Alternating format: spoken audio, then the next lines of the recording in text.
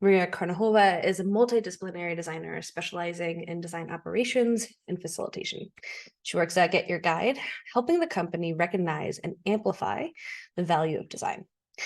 She also co-founded Led by Design, a Berlin-based community for design professionals and their allies focused on design ops, authentic leadership, and collaboration culture. She's a feminist who likes to break stereotypes about women by wearing many unmatching hats. A geek and a fashionista, a nerd and a skincare junkie, all in one. And without further ado, I'm very excited to turn it over to Maria to tell us all about this. Awesome. Thank you so much, Hannah. And also thank you, Jeff, for having me here. Okay, let me click share. Okay. All right. I think it works. Give me an indication. Okay, cool. So let's start without any further ado. And a quick table of contents first, just to know what's coming. So yeah, I will continue talking a little bit about myself. Then I will quickly dive into what DesignOps is, but don't worry, it's not going to be like a whole lecture or anything, just to make sure that we are here all on the same page.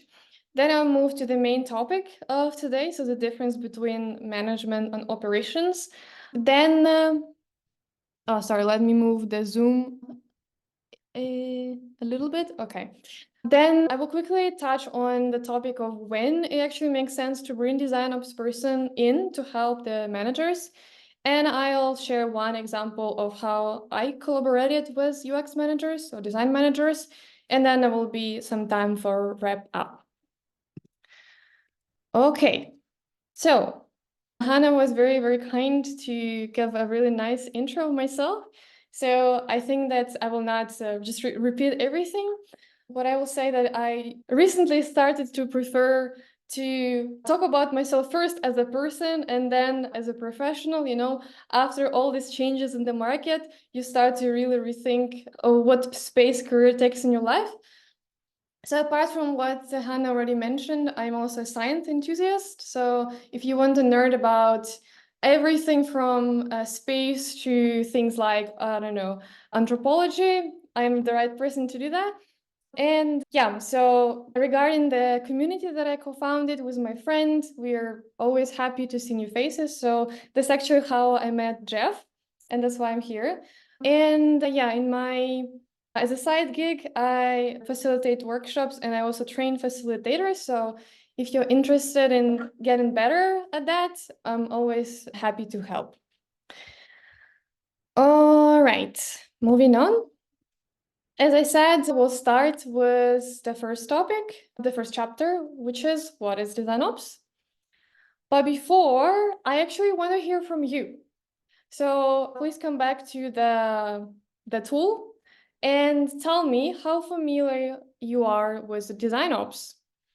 Have you never heard about it? Have you heard about it or saw someone using it, but never practiced yourself, or you're practicing it without a title, or it's actually your job? Okay, let's see.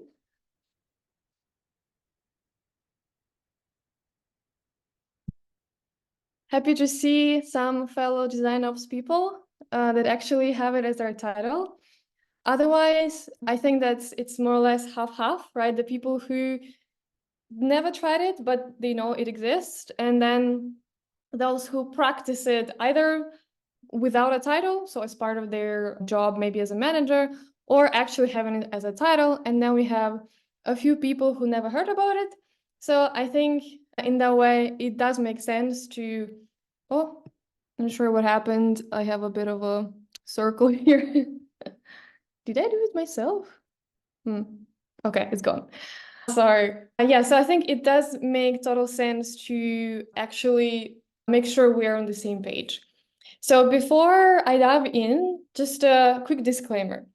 First of all, this is my perspective on the topic. There is no really single definition of what design ops is.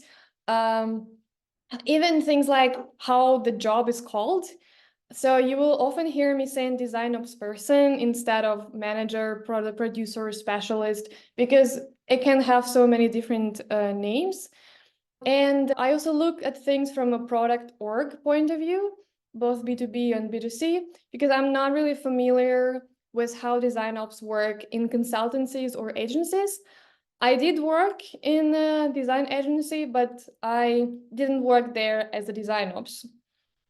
And I didn't have any experience chatting with the people who do that, but I do know that it's actually possible.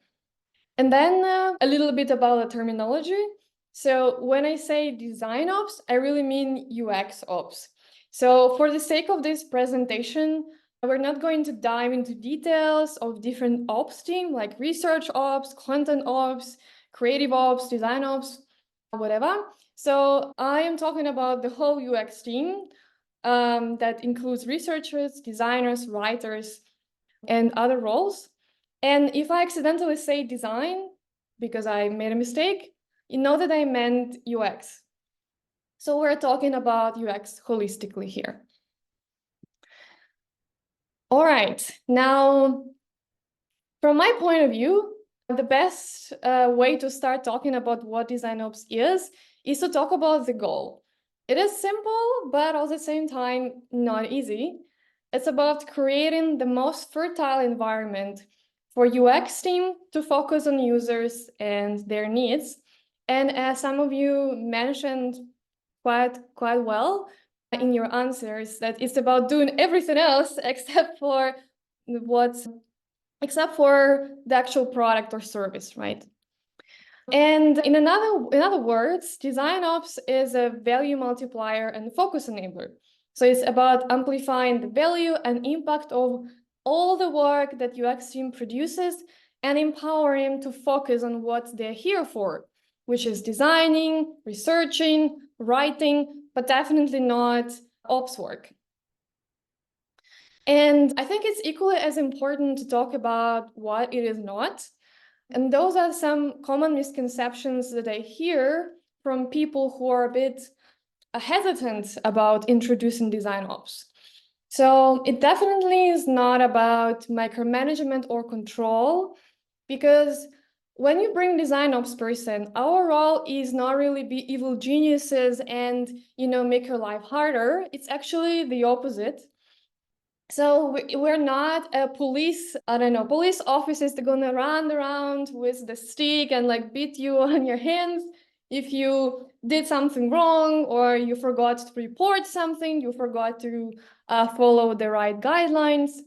And also we are not really catering to robots, right? We are working with people, which means that I think that one of the first things that comes to mind usually when you hear the word operations is things like numbers, spreadsheets, efficiency, speed, execution, which is true, but it's not only about that. And even when you focus on efficiency, you can't ignore human factor, meaning that, let's say I come up with a great guideline or process that makes everyone's life easier, but it doesn't just work like this, right? People need time to understand how it works. They need to get used to the new routine. They will make mistakes. They need time to learn. They need time to get feedback and get better. And inevitably, in the beginning, things will be more slow or of a worse quality because it takes time. And as mentioned before, we're not evil geniuses, so it's not our goal to introduce processes or documentation or flows or anything like this for the sake of doing it, just because, oh, in this company, this process does not exist here. Why don't they just do it? No, that's definitely not the goal. And just a quick note on the operational model. So we're talking about the majority of the market. Unfortunately, the reality is, first of all, the majority of the companies can't afford even having one design ops person, not talking about the whole team. So here we're talking about the usual scenario where design ops person will work the same way as the design system team. So horizontally, working with all product groups, product teams, products. So across the whole portfolio. And the last thing I wanted to talk about in this intro is the probably most important, which is the area of influence. And I like to think about design ops in this way. So if UX is about solving problems of users, of customers, of business, design ops is about solving the problems of UX. And we can separate it into three buckets focused on different outcomes that we want to achieve, which is impact and quality, then efficiency and scalability, and finally, motivation. Now, I'm not going to go through all of that. This presentation is going to be shared with you later, so don't worry. I'm just going to give you a few examples. So the impact and quality is all about creating the right environment for innovation, for creativity to happen, having the right tools to assess the quality, like standards or principles, and having people with the right skills. So being actually ready to deliver quality work. Efficiency and scalability is basically about how fast can you deliver something with resources you have, and then how sustainably can your team grow.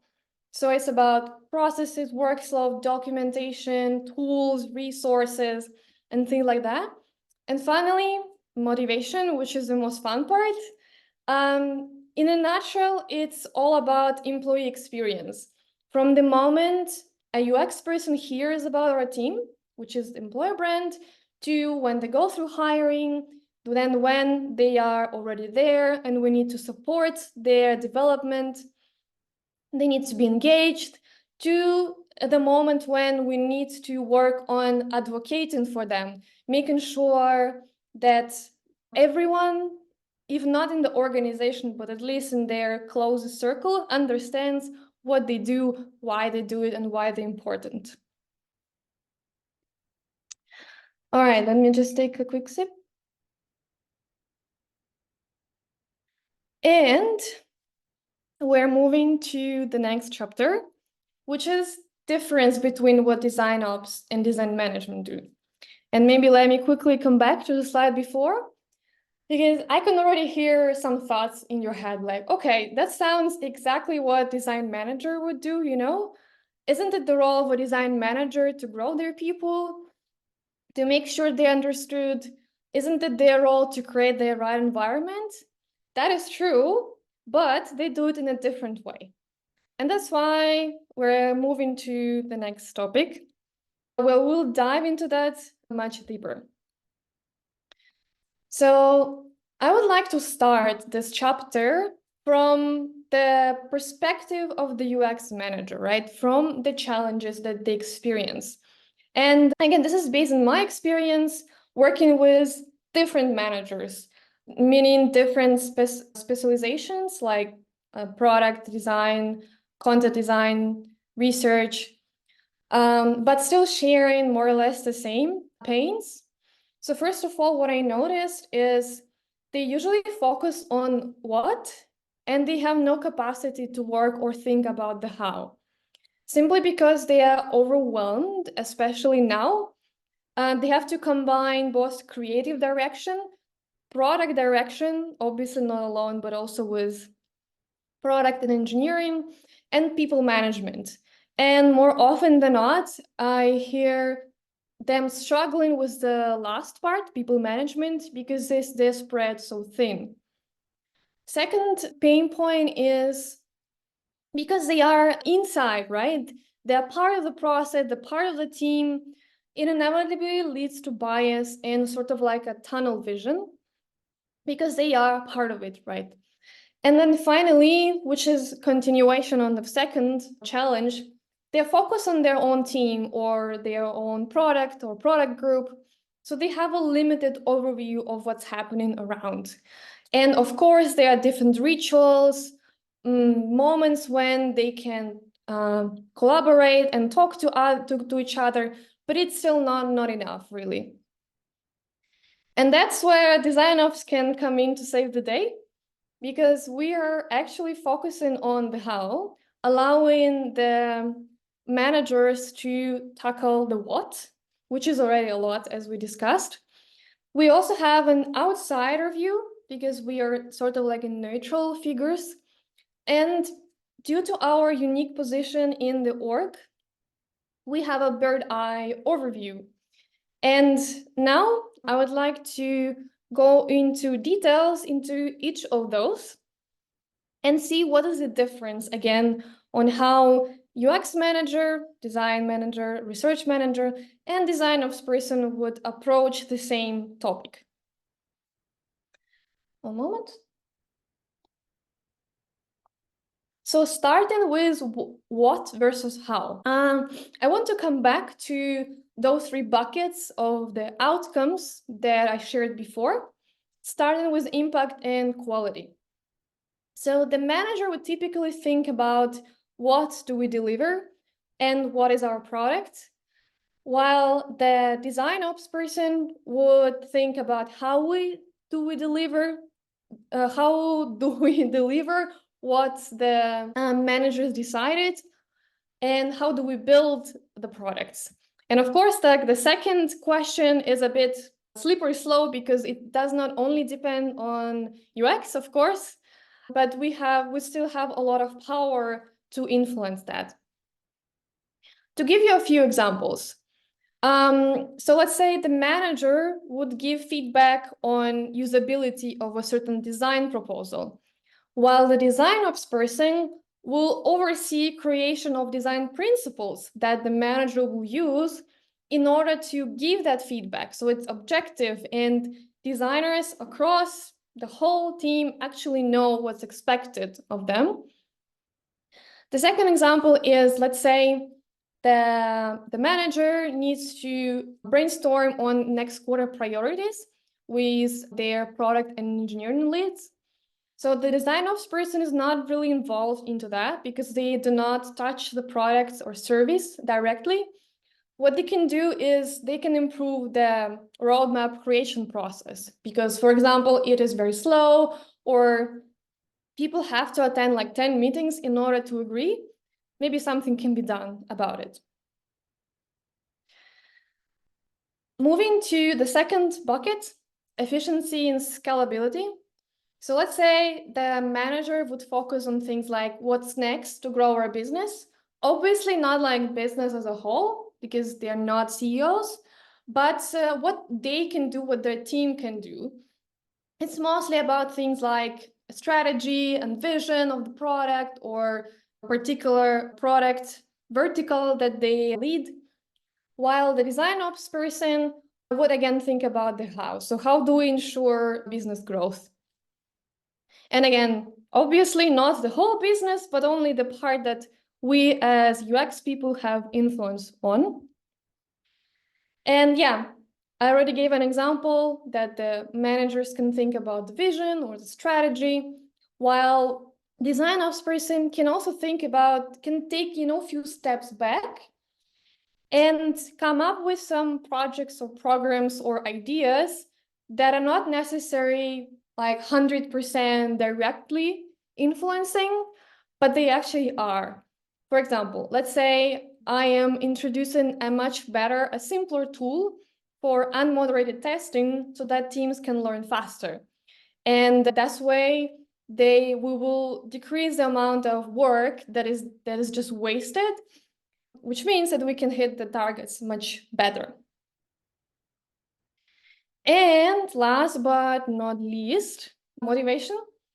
So here the line is quite thin, but you can think about it as the manager would focus on the particular person or a group of people that report to them, while design ops person will not have direct influence on someone's career.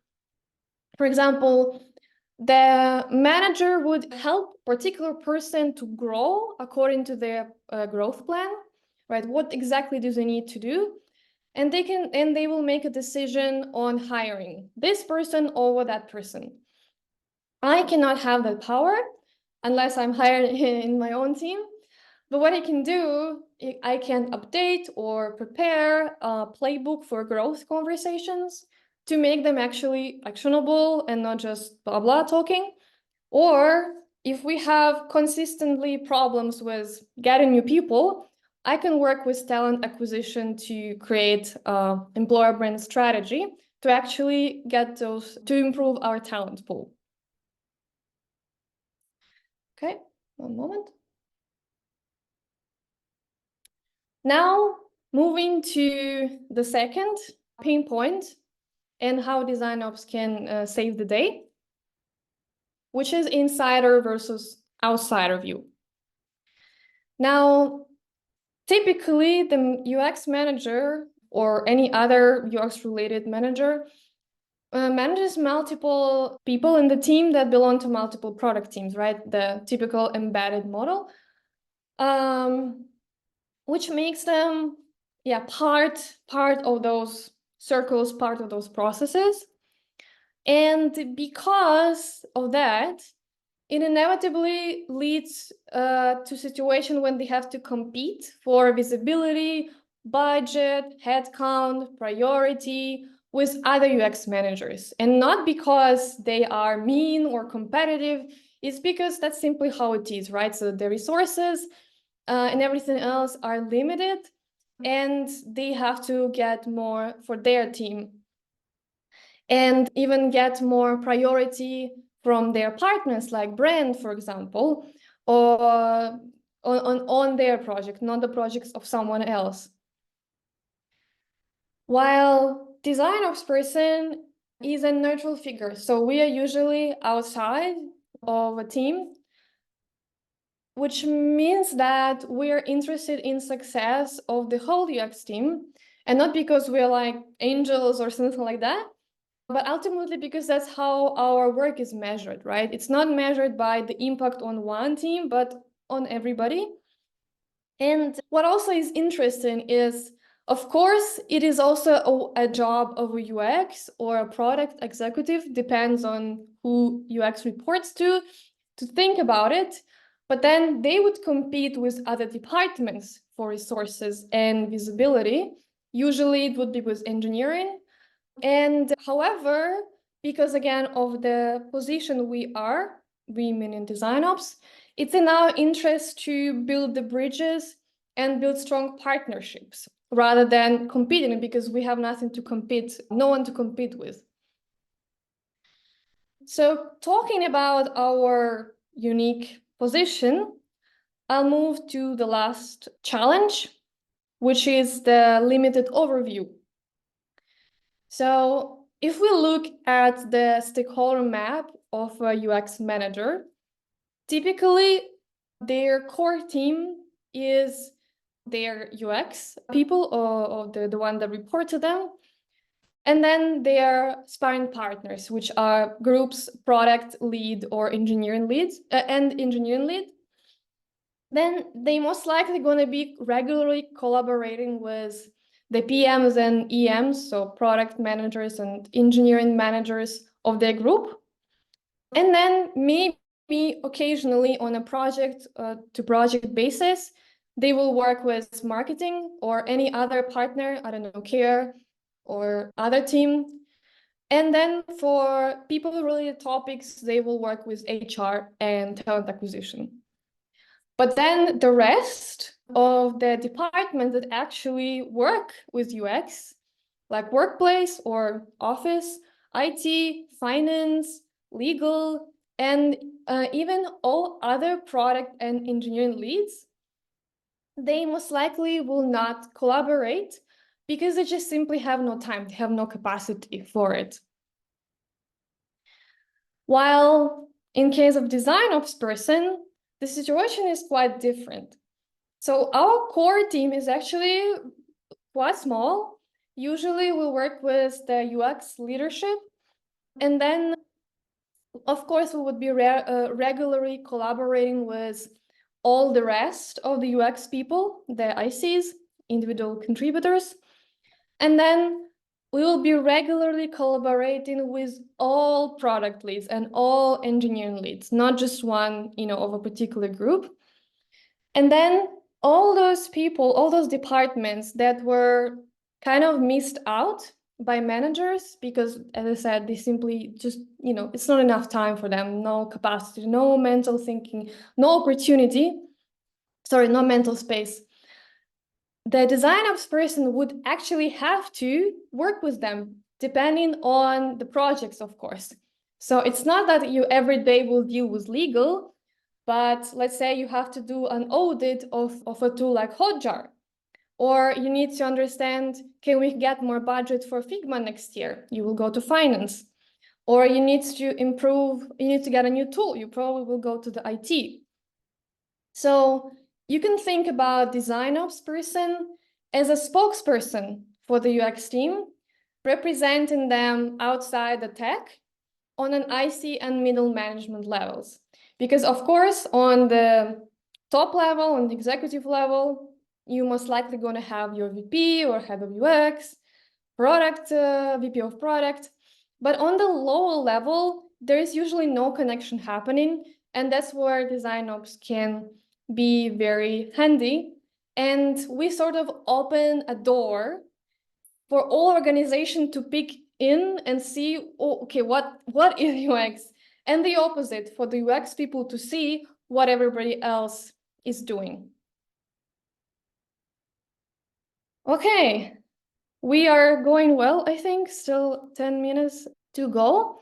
And I will quickly talk about when is it really the time to bring design ops in. But first, I actually want to hear from you. According to you, is it a true or a false statement? It makes sense to bring design ops person in only when you reach a certain size of a UX team or certain number of UX team members. Okay, let's see. Okay, interesting.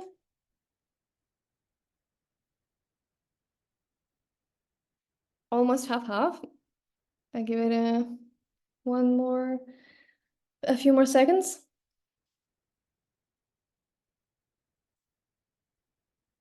Okay, I think I see the trend more or less. It was half, but now I see a little bit more people start to think that is actually false.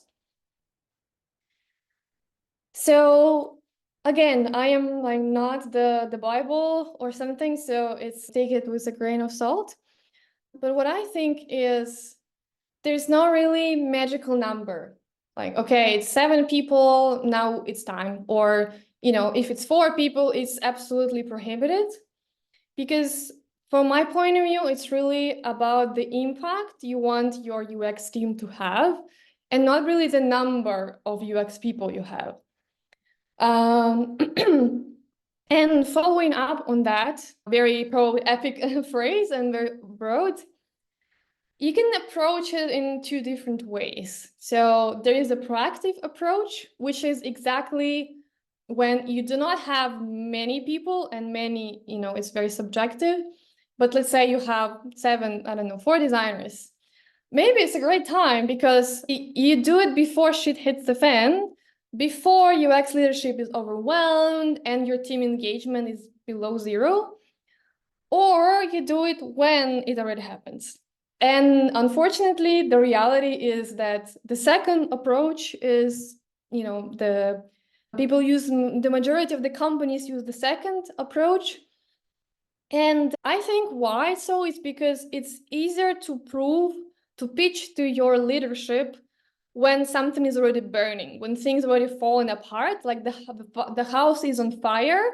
It's easier to prove that there is a need rather than when, maybe potentially gonna be better and someone else with a stronger pain is gonna win the head count. But of course, I don't want to leave you without any indication when it's the right time. So I'm going to give you a few red flags, let's say. And again, they're going to be focused on those buckets. And treat it also not super, how do I put that? I mean, all those red flags, they don't necessarily mean that you need to bring design ops. It means that things are going wrong. And of course, you can just go ahead and hire more designers or more managers, but probably it's the good time to just stop and reflect and think, is it better to add someone who will think about the how and bring the order to this chaos? So yeah, the first bucket, the efficiency. So a few things, and again, I'm not going to read all of them. You'll be able to do it on your own later. Things like delivery speed is trending down. You have a lot of tools that duplicating each other, meaning, they do the same. The amount of duplicated efforts is growing, or you have a giant backlog that does not seem to end and just keeps growing. Then scalability. So it's not necessarily like bad, meaning your team grew exponentially, you got like suddenly double in size, which is great, right? But then with the growth of the team and the org itself, with new market, customer segments or products, come growth pains, right? And there are also some negative signs, like the amount of labor, manual labor, becomes unbearable. This is not something that is easily quantifiable, but you can just get it from the feedback of the people. Or maybe the teams become so distributed across the whole world that it just becomes difficult to, get them aligned. In terms of impact and quality, could be so-called innovation rate, which is basically the percentage of revenue or any other metric you measure that comes from new product or features. And if it's consistently trending down, perhaps you're not innovating, and not innovating is death. Or some UX related metrics are consistently trending down, depending on what you measure. There can be some qualitative signs like consistent complaints from partners or like product or engineering around quality of UX teamwork, or you as a manager constantly have to ask your team to rework and rework because the quality is not good enough. And finally, motivation, thing that is the most obvious usually. It's turnover rate, engagement score, participation rate, and just, repeated feedback that comes again and again. And before we jumped into the last and very quick chapter, I promise I won't hold you for long. I would like to hear if you notice any of those red flags in your team. And if yes, what do they relate to? Okay, let's see. I'm happy for those 2 people who didn't notice anything, or for 3. That's great. Okay. Yeah, I see that the most trending ones are efficiency, scalability, impact, and quality, which are, to be honest, are very, very related. Sometimes it's even hard to distinguish. So yeah, that makes sense. And again, happy for those 3 people who did not notice. It means you're doing amazing. For the rest, maybe it's time to chat with your leadership and think if it's time to bring DesignOps. And very quickly, I will share one project for the sake of the time that we have left, how I, as a DesignOps person, collaborated with the UX managers. Now, in this case, I was the one leading the program, and then the managers were contributing. It was about revamping the UX competency profiles, or you can call them career letters. It was important because the old ones were done like 2 years ago, and they were not anymore relevant. They were not reflecting current growth opportunities, and most importantly, roles expectations.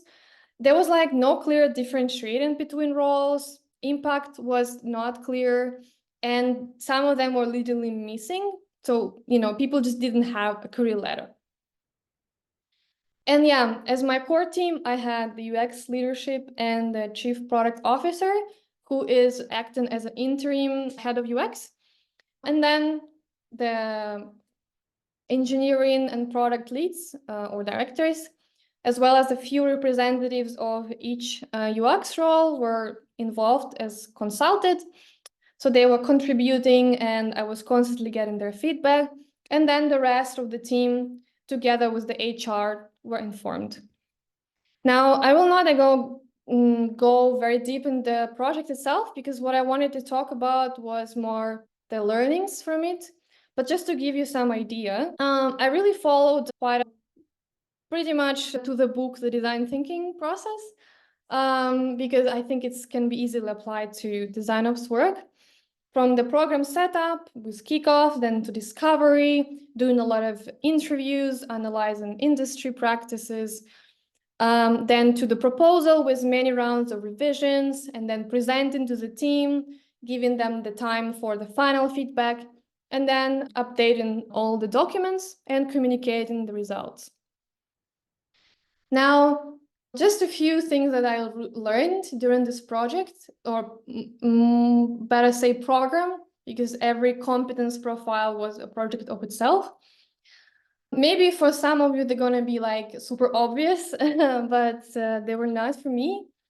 First of all, I kind of got used to have a tailored approach when working with the ICs, but also every manager is different. Some want to be more involved, some just left informed and left alone. Some prefer written communication, some prefer meetings, some want to meet often, some less. And of course, I also had to be very creative in finding time with them, because they were all overwhelmed. And my job is not to add more there, but I still needed to work with them. So I had to be quite sneaky. Then, very posh phrase probably, but I think it's actually true, that leadership is not about the title and influence is not about hierarchy. What I mean here is, in healthy organizations, even managers, directors, and other leaders, they still need guidance on topics outside of their expertise. In my case, ops work. And also what I learned is, in the beginning, I was a bit hesitant to contact the engineering directors or product leads because they're so higher in the hierarchy. But in fact, they were super happy to get involved. And I got a few allies that helped me influence the whole program much easier, even though, I was much lower in the hierarchy. Then, unfortunately, sometimes it happens that managers not always have a very good understanding of what their team's needs and pains are. It can happen because they're new, or their team is super bloated and very big. So always going through managers is not always enough. That's why I included few representatives of the UX team of each role, much more than others, because I still knew that I need their perspective and not just the final feedback. And finally, what I learned also working on this level with the managers, and sometimes even higher, is every small thing can have a pretty big impact and collateral effect. So it's better be safe than sorry. So over communicating, being overly transparent, double checking if that is fine, if it works, definitely helps a lot with mitigating the risks of potential change that can actually influence someone's career, like the career ladder. And to wrap it, despite the name of the whole presentation, I don't think it's really about versus. So it's not design versus design management is like together or and. You need both, just for different reasons. And they are working very well together. And that's it. Thank you so much. And sorry, I took a little bit more time. Oh, thank you so much, Maria. It was really wonderful to kind of see the different details that you were going into as well. And we have a bunch of questions, and so I'm just going to jump into them. And so if you still have more questions for Maria, or you want to upvote them, go to that link at the Menti, and you can do that as well. So I know We were talking a lot about the details of design ops and thinking about it from larger organizations, but I also know there's some people in the team or in the call who don't have as large in kind of teams. And so we have a question that addresses that. Excuse me. How do you do design ops when you also have to do design management and maybe some IC work too, in quotes? Can you suggest an ideal time/energy split for those in small teams where this is the case? Yeah, I know that I was expecting something like that because yeah, GetYourGuide is kind of like nice, fun company in Berlin, pretty well known. But in reality, like my first design ops role was in a very humble company that no one really knows about. It's a super complicated B2B industrial IoT startup. You deal with elevators and pipes and things like that. So this is probably the last place you will think that design ops person would appear. So what helped me? I mean, my case is probably a bit like special because I was there as a designer, like service designer.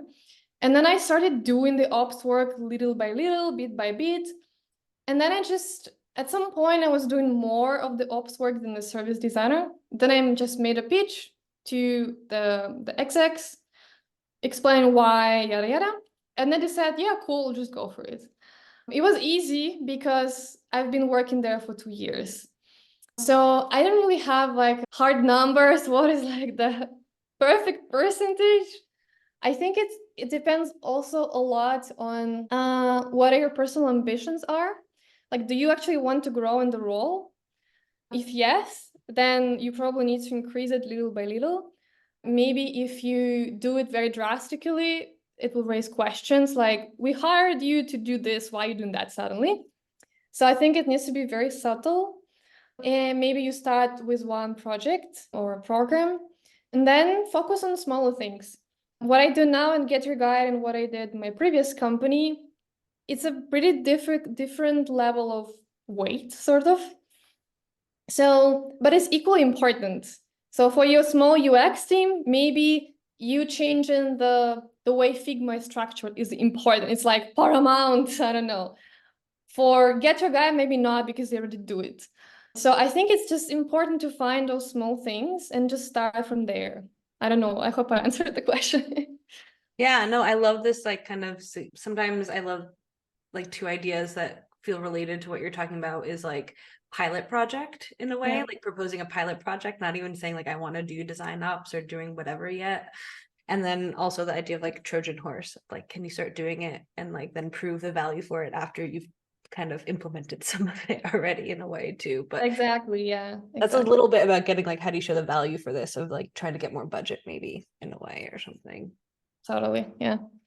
Yeah, so we'll go through some more questions here. I have one here. One of the first ones that came in was, does design ops relate to agile methodology? Have you had experience with this, or what are your kind of thoughts on that? Do you mean like if it works well with Agile? Is that the question?